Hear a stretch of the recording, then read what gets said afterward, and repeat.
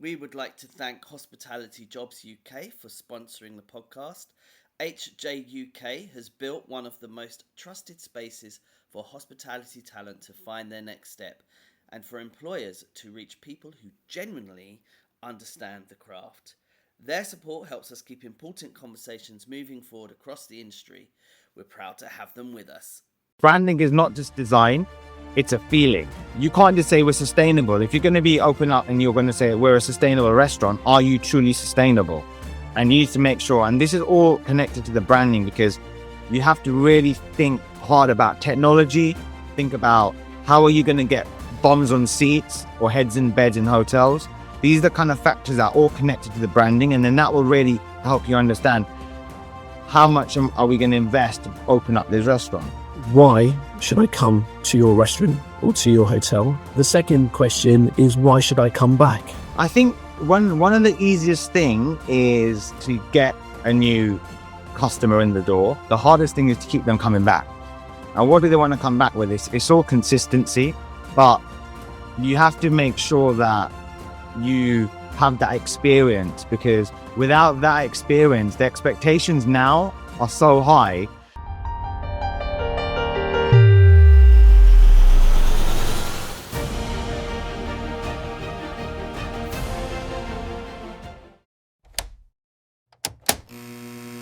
The voices you know, Timothy, Tracy, and Joe on the show.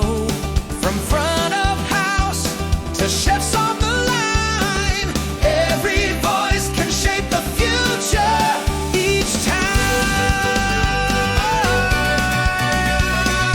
Every voice can shape. Hello, welcome to the show, Sachin and Sanj from Graphic Kitchen.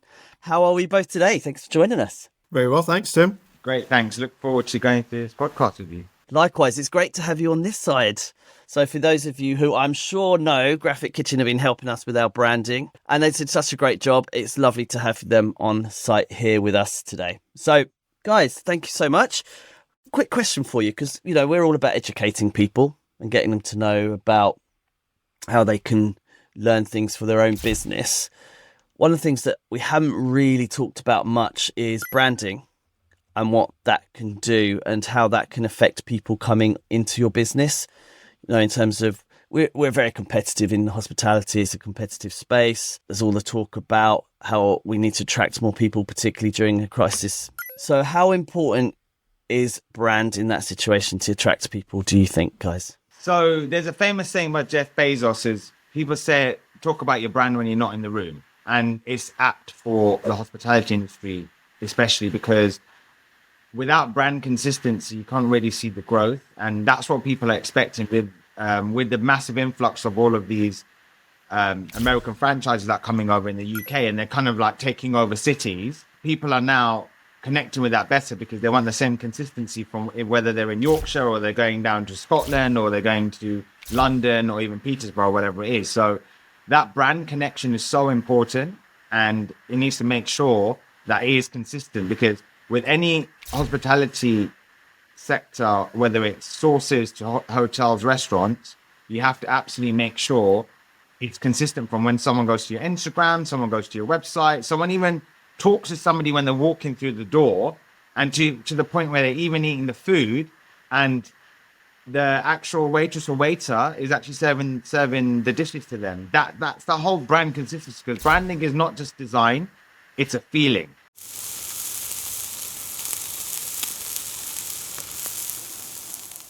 Very true. It's all about experiential, isn't it, now these days, I think. So people seem to forget, like, you see some places where they forget it's about experience, and Gen Z in particular spend their money on experience, because we're talking Instagrams a lot of the time and people kind of want to, post where they are. And if you've got that influence, like even in the hotel that I'm working in at the moment, we've created the afternoon tea space, one of the areas in the afternoon space. It's all about Instagram, because it's all about the experience, and we have a chef live cooking when they come in, or not cooking, but putting the sandwiches together and doing that. And then later on, when it becomes a bar in that same area, you see them still using the ingredients, fresh ingredients in front of the customers, putting them into the cocktails or mocktails probably. So it's that kind of thing. You're absolutely right. It's brand throughout, right? And you get it one wrong, it's like toilets. For me, it's toilets. If toilets are terrible, that's how I judge a place, because people seem to forget that you're still representing your brand. Yeah, and you can tell what an experience you're going to have in the toilet is by the types of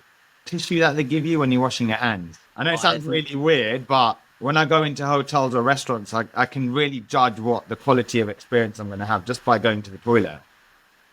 I've never thought about that before. Yeah, and then that's the other thing. If you go, I went to a restaurant where they had a Japanese toilet. I was like, oh my god, these guys, and it was an Asian place. So I was like, this place is going to be amazing. And was it? Yeah, it was, but not that I walk in and go straight to the toilet. Yeah, check it out. But yeah, I don't check it out that way. But obviously, when I'm halfway through or whatever, I do need to go and do a comfort break. Then I do kind of check that out. But yeah, next time, wherever you go and check the hand towels that you wipe your hands with if they have any. I can imagine you going. I can see the name of the episode now. Talking toilets. Yeah. I can see you now going, right, Nish, before we sit down, I'm just going to go and check out the loos. Right, we're leaving. Food's going to be terrible. They only use 2-ply. But I remember about 15 years ago when Drake and Morgan first kind of launched their restaurants, their kind of USP was they had amazing toilets, and they did. And that's what people were noticing. And this is before the whole kind of social media thing was kicking in. But just by the word of mouth, people were saying how amazing they looked, how amazing they were. And word spread really quickly. Actually, we're all high end here. So, okay.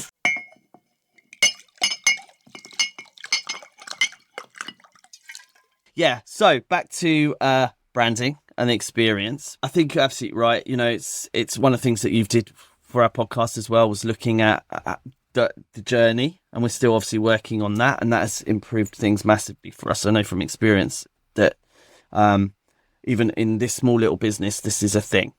So in terms of hospitality, what sort of advice would you give to people that are thinking, right, I need to have a think about what I'm putting out there? Are there certain things that they should be considering? I think they need to consider the customer experience. That's the most important factor, because we speak to a lot of, when we are approached and we do want to kind of go in there and build a brand. A lot of people want to open up a restaurant, and they end up spending everything on the interior.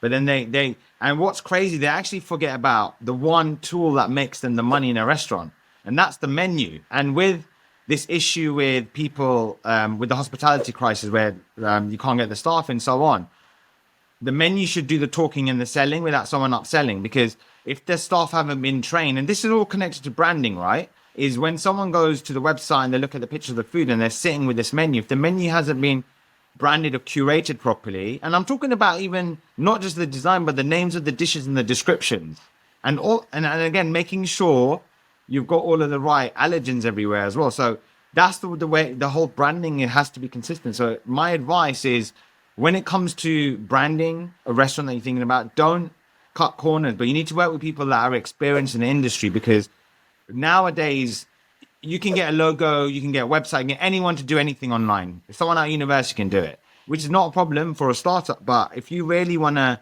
think about, I want to be here for the next 5-10 years, you've got to really build that foundation in the same way that you buy a piece of land and you get architect to build you, do the drawing, you get the right builders in place, and then you start putting the whole house together. The deeper your foundation is, the higher the building is going to be. And that's what you got to really think about. And one thing that is apparent is when you do open up a restaurant, you have to think about, like, really work with your accountant and really plan out how much is this going to cost? Because I want the experience from when someone walks in, and which only lasts 10 seconds, right? You can spend £1 million on the way your restaurant looks. That's 10 seconds only. And the rest of it is all the other bits that happen. So it's that consistency from when someone walks in and somebody actually buys a dish, and it has to be connected to the branding. Even thinking about the uniform, thinking about the way is the front of staff trained properly. And this is all about the branding, the vision and the mission and the purpose and all of that, because you can't just say we're sustainable. If you're going to be open up and you're going to say we're a sustainable restaurant, are you truly sustainable? And you need to make sure, and this is all connected to the branding, because you have to really think hard about technology. Think about, how are you going to get bums on seats or heads in beds in hotels? These are the kind of factors that are all connected to the branding, and then that will really help you understand how much are we going to invest to open up this restaurant.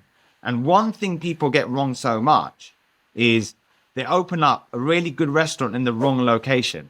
I used to work at a private members club in the West End, and we were just the wrong side of that corner. And we're talking like meters, couple of meters, not anything, but we were just the wrong side of the foot flow.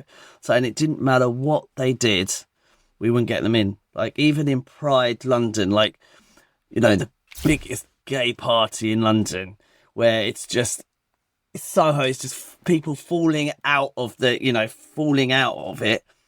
Even when we had a drag queen on the front, still nobody came into the club. I mean, we may as well had a big neon sign saying, "Come here, we love the gays." Nothing, right? And it was all because of those 2 meters we were in the wrong place. Yeah, crazy.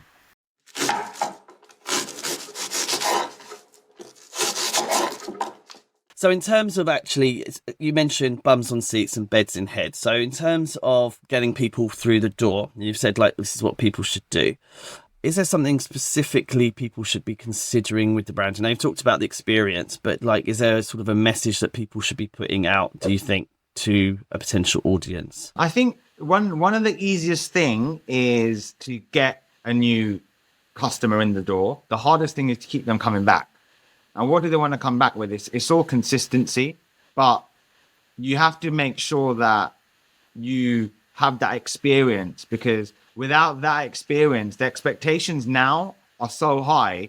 And with the crisis going on and cost of living going up, everyone's either choosing to dine in, like a company like Gusto and Hello Fresh. They're booming because people are now choosing to stay in, because that's the out is the in. And if someone's going to be spending £50 a head, is the food going to be good? Are they going to have a great time? And these are the kind of aspects that you got to really think about. And it has to be technology first. So why do I say technology first? We just opened up a new restaurant recently, yesterday, in Ruislip. And one of the key things to that is we've been marketing it for the last 2 months, and people were excited. So as soon as they pushed the button, they were fully booked for the weekend. Because what they did as well is the expectations now, especially the younger generation. How many times have anybody rang a restaurant and no one picks up the phone? How annoying is that? And do people actually want to ring? Some people just want a message. So having a chatbot on the website, which is automated, and it can take people to book the booking table and basically book, I see. But also contact form.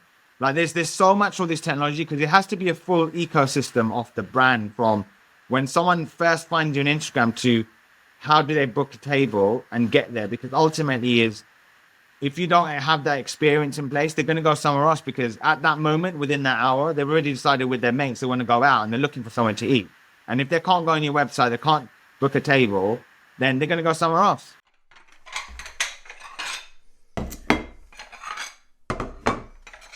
I think that's a really good point. So in terms of, I'm loving this because it's also the experience. How do you come in once people are in, do that, what message you're putting out. But of course, one of the big things people look at is reviews, right? So they look at things like TripAdvisor and other platforms. Now, Sanj, I know that you are particularly adept in understanding and helping people work with TripAdvisor. Would you like to talk to our audience about that, please? Yeah, sure. Okay, so my background in terms of hospitality, I guess, comes from my father. My father was a real kind of pioneer in the Indian kind of curry restaurant house world. 1964, he opened up the first Indian restaurant in the east of England. My hometown's a town called Ipswich in Suffolk. And my father opened up a nice original name, the Taj Mahal, and kind of brought curry to that part of the world. And for me, I've got fond memories. I'm a 70s child, and I've got fond memories of being in that restaurant, just watching my father kind of be the brand of that restaurant, and getting stressed out if there was an empty seat on a Friday night or on a Saturday night, because there wasn't an awful lot he could do about it in terms of kind of marketing, because you basically were reliant on your advert in the yellow pages, or you had flyers. And that memory stuck with me. He didn't want me to have anything to do with restaurants, but I ended up kind of working in the restaurant. But he didn't want me working or having a career there. So I went off, studied economics, became a management consultant. But I ended up in hospitality tech. And late 2000s, I was out in Dubai launching a daily deal concept to all the kind of luxury brands that are out there. And then I came back to London and I was at the forefront of online technology. So 2010, 11, kind of introducing online reservations to all the fine dining restaurants, casual dining restaurants, pub groups. And that gave me a real kind of insight into tech for hospitality.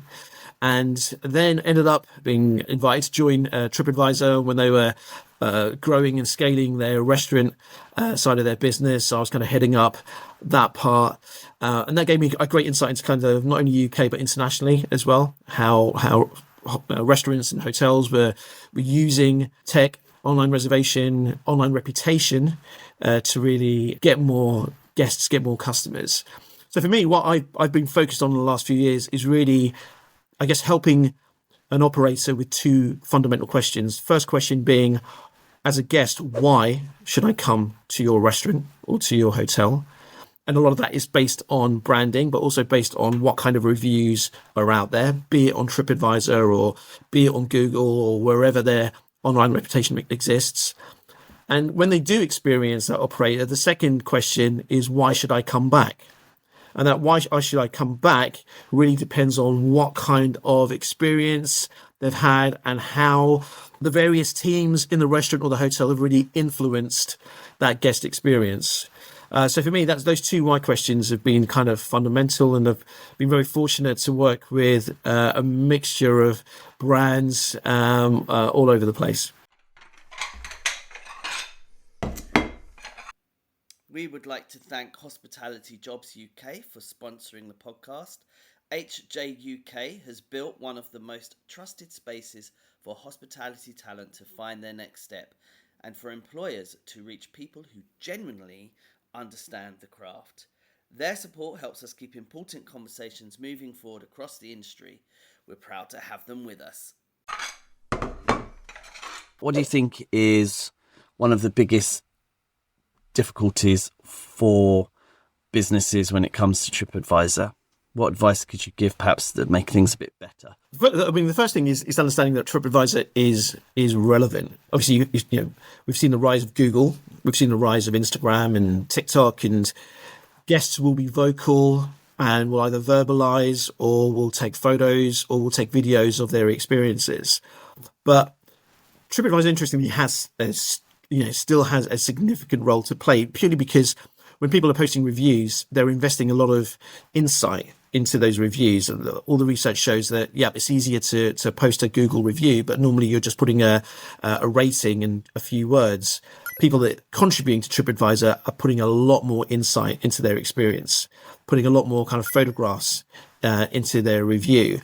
And that adds to the natural SEO on Google. So if someone's searching for a place to eat or a place to stay, a TripAdvisor review or the TripAdvisor listing is highly likely to appear very quickly and be very prominent. We occasionally have some dads' evenings, my son's school, and whenever anyone suggests a restaurant, there's normally two reactions that come. One is, here's the review or the ranking on TripAdvisor, and the other one is the hygiene rating. So they have kind of on equal par in terms of the decision making. So the first thing is being aware that TripAdvisor is still highly relevant.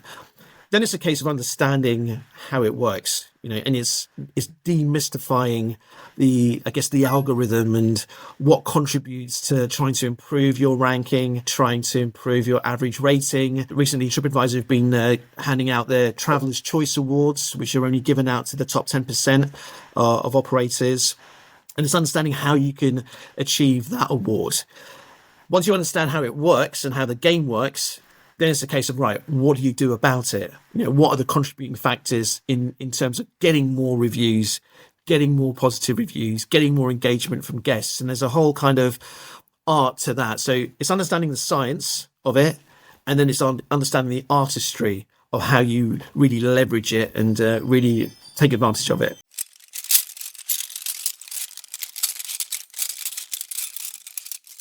Sanj, you probably know there's a lot of operators, probably a scary number, who sort of bury their head in the sand a little bit when it comes to TripAdvisor, right?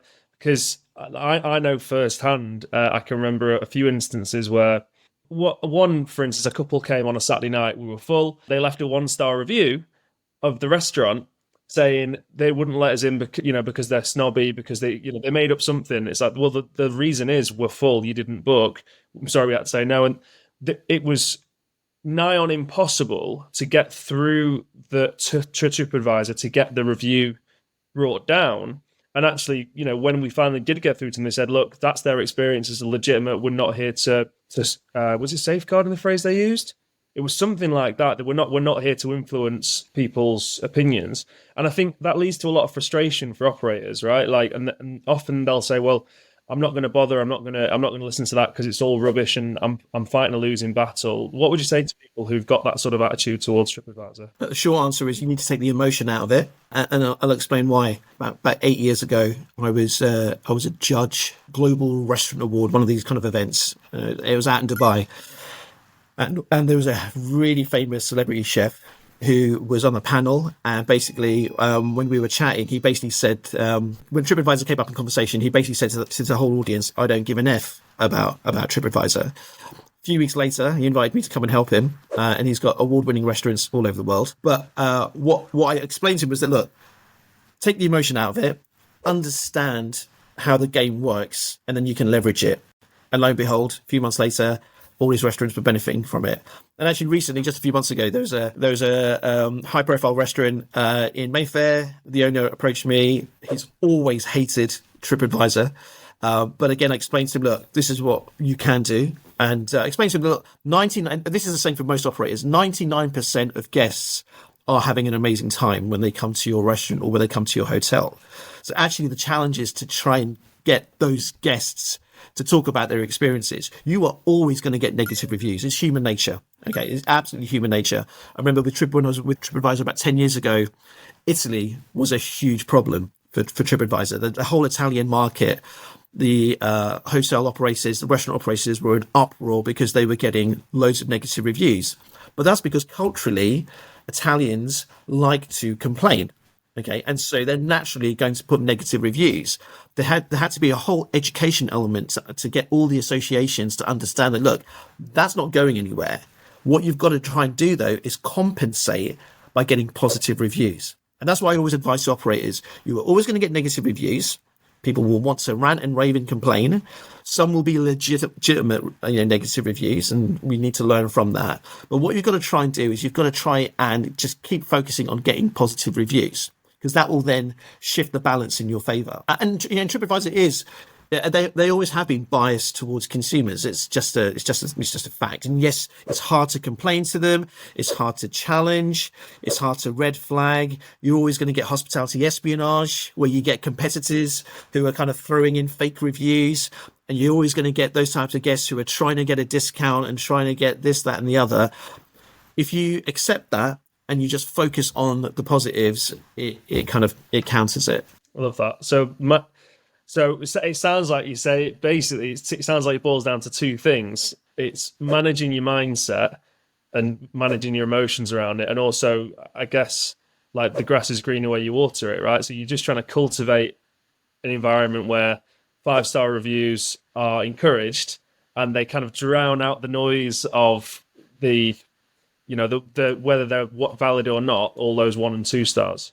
Absolutely. And while I kind of preach about TripAdvisor, what I found is that when I'm kind of working with operators, if you get it right on TripAdvisor, you're getting it right on everything else, because it kind of filters through. You have that ripple effect. So once you start, putting some best practices into play and you're starting to get more reviews, you'll get more reviews on TripAdvisor, on Google, you'll get more positive comments on Instagram, on TikTok, wherever your online reputation exists. That's brilliant. Yeah. And I would like to add to that as well. So what you got to also remember about TripAdvisor is a beast in itself. It's actually a search engine. So if you think about that, if I'm getting ranked well on that search engine, why am I just concentrating on Google? I need to concentrate on that as well, because when it comes to SEO and website ranking, it helps just push your website ranking even further to number one spot.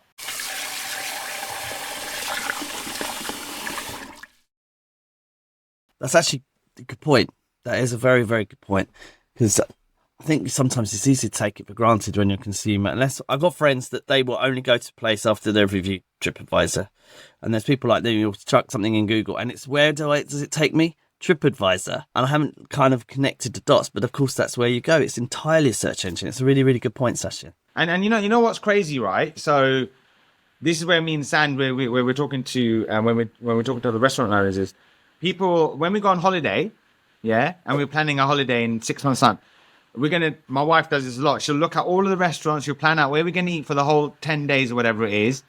And we do that, and she does that through TripAdvisor. Well, you got to remember, when people are coming over to the UK and they're doing the same thing, or they're living in York, whatever it's for the week, they're going to look on TripAdvisor, right? And if you're not ranked number one on there, they're not going to go to your restaurant. So this is the thing that people, it's not just about us locally, it's about people coming in, like especially like in central London. If you've got a location in Piccadilly Circus, whatever, you know there's going to be a massive influx of people worldwide. And if you're not ranked number one or got a good ranking in the top 100 in TripAdvisor, they're not going to find you. And then the same thing applies for Google, because in Google, because like Sanj said as well, is once you get the learning and you know how to, and you master TripAdvisor, that's going to filter through to Google. And with Google, you need to be in the top 3 spot in Google Maps. If you're not in the top 3 spot, you're not going to be found. No one's going to click more. How many times does anybody go past page 2 on Google? No one does. About 6 years ago, I was helping a casual chain brand to improve their TripAdvisor performances. And I went into one of their branches in North London. And on that particular day, it was January 2019. That particular branch was ranked 15,000 out of 18,000 restaurants in London. So they weren't doing particularly well. After putting into play my kind of playbook, framework, 4 months later, me and the family were out in Fiji, right at the other side of the world, for my brother-in-law's wedding. And I get a phone call from the owners of the brand saying, hey, great news, Sanj. That particular restaurant has now gone from 15,000 to number 1 in London. Okay. They generated massive PR from it. It was a franchise model. So they instantly got at least about 15 mil in terms of additional revenue from franchise revenue. That particular restaurant boosted their revenue by 40%. It gave them more credibility as a brand in terms of what they were doing. And that's just one example. But what I've also found is that when restaurants and hotels are improving their TripAdvisor performance, yes, you get quick wins in terms of increased revenue. You'll get more people being more aware of you. You'll get more walk-ins. You'll get more bookings, more reservations. You'll get more collections, takeaway deliveries. But there's so many other benefits. Team members suddenly start getting mentioned more on reviews.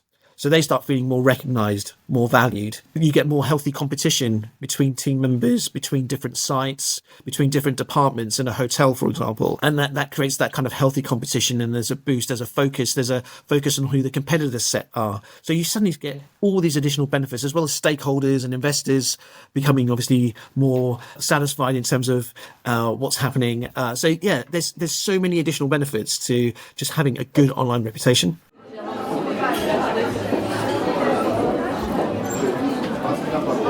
Is there anything you would like to ask? Yeah, I think it'd be really nice for people to. So we help people with social media quite a lot because, especially, I mean, it is still evolving, it is still growing so quickly, but it's such a foggy industry to have to suddenly tap into.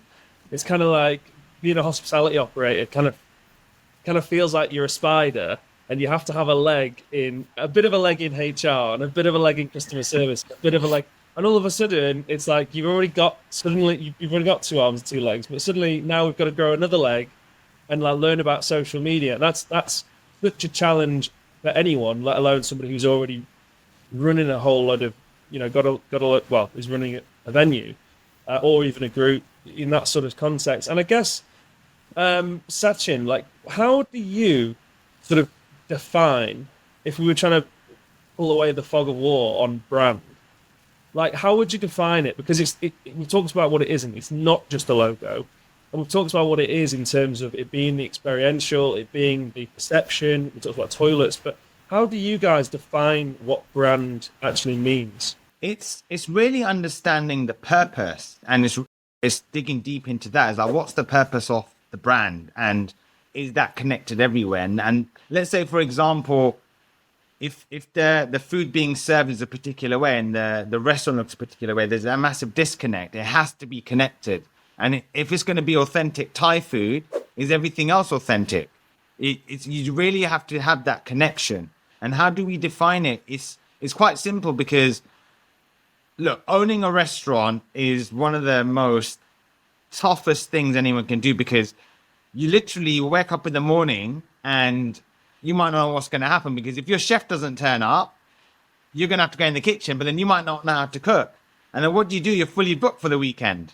So there's all of these things that can happen, but it's just about making sure that it comes down to kind of consistency. That's why I always say, look, do not cut corners. Look, the bottom line is, look, we've got these devices, right? And now everybody's a photographer. Everybody knows how to run social media. Everybody can take pictures, but you need to hire professionals to do stuff, and you need to concentrate on the things you're good at. And this is just purely running the business, right? If you're good at, and it's all about operations, it's fully connected through all of that. And you're right. Social media is a new little, and Instagram's a different marketing tool. It's not your whole market. It's just not just one place you market, and you got to use each platform in the right way. You can't just say, oh, I'm going to just use Instagram and do that, because you get these Instagram restaurants, right? I remember when I was in Mayfair, there was, I was sitting in this restaurant, there was like massive queue outside, and it didn't look that great, but it's one of those places that is just an Instagram restaurant. Everybody's going there to just try it, but then are they going to come back afterwards? And can you really grow a business on that model, really? Because it's not about now, it's about, can you last for 10 years? Like that. Absolutely. So consistency, connection, and purpose. That's right. It's always purpose. Look, we're born with a purpose, and it takes us years to figure out what it is. And the brand is the same. And the younger generation are looking to work in brands that have purposes. One of my favorite quotes, or not quotes, but like stats from someone called Daniel Priestley, who was just recently on Stephen Bartlett's Diary of a CAO. And he was talking about how people do business with people, right? And the example he gives is Cristiano Ronaldo it's something like probably over 1 billion followers on Instagram, right? And that is something like 3 times the number of followers that all of the Premiership League teams have on Instagram. Yeah. It's like people follow people, not brands. That's and right. I wonder if you could speak to that, maybe Sanj, maybe Sachin, like Sanj, you were talking about with the Taj Mahal and your dad. And he was the brand, right? He was the experience. But obviously now we're looking to scale, because obviously we take your dad out of that restaurant and it's not the same beast. And we want to have processes. We want to have brands that represent people, but aren't dependent on the people. So what advice would you give to restaurants who are trying to develop their brand, trying to define their brand, maybe around the experience, maybe around the founders, but not making it so that they're the linchpin anymore? So for me, I'm pretty old school when it comes to what a brand really means, because for me, it's very emotive. It's about how you feel. And so if you want to kind of emulate the personality, characteristic or quality of the owner or the chef, you know, what you're trying to do is you're trying to emulate the moments that are created within the dining experience or the hotel experience. So for me, it's actually all about the moments, and it's defining what those moments are, because every team member can understand what moments can be created, whether it's the preparation of the food, the serving of the food, preparation of the drinks, serving of the drinks, whether it's housekeeping, whether it's concierge, or, whether it's front desk. Every person will understand what their role and function is. But in addition to that, is how you create moments and relevant moments for the different types of profile of guests that you have. So if you can document that, if you can share ideas, if you can empower team members to add their personalities to it, then they feel not constrained in any way, and they feel supported, and they can create these kind of moments with guests, and that's for me fundamental, because then you're creating feelings and experiences that really strengthen the core of the brand.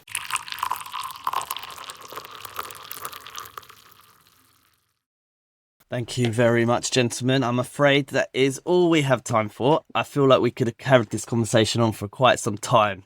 There was a yes, Sachin. I want to leave. I want to leave with this lovely quote I read in a book. And to survive an impossible situation, you don't need the reflexes of a Grand Prix driver, the muscles of Hercules, or the mind of Einstein. You simply need to know what to do.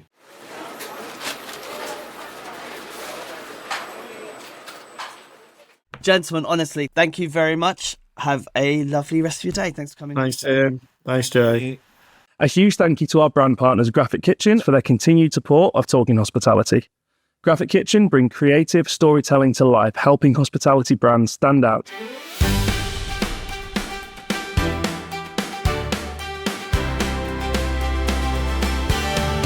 Talking hospitality, the voices you know.